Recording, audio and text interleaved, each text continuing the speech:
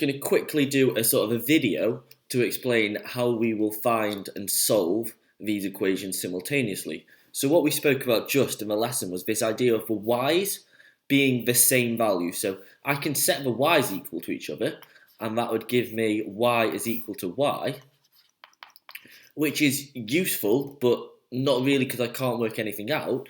But if I know that the y values have to be the same, that means I can swap this y value with x squared. So substituting into this equation gives me x squared equals x plus 6.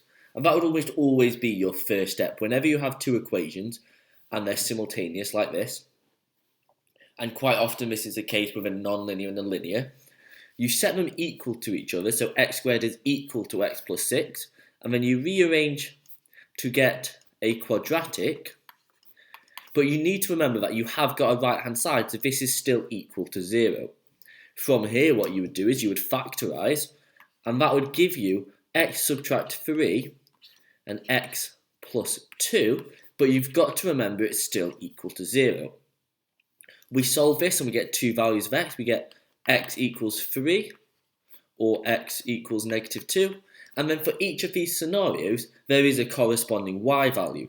Now, it's really important that you make this really clear to the examiner or the marker. So what you can do is subscript them x1 and x2.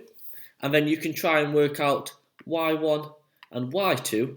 And if you want to help the examiner out even more, you could write it down as a coordinate. So I'm going to work out that y1. Well, when x is 3, 3 plus 6 is 9. So I know it would be 9. And likewise, when x is negative 2, if I just put in y2, negative 2 plus 6 is 4. So I get the coordinates of 3, 9, negative 2, 4.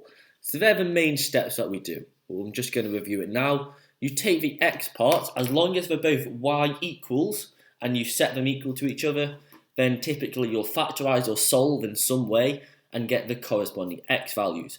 Then you find the y values which connect with those x values.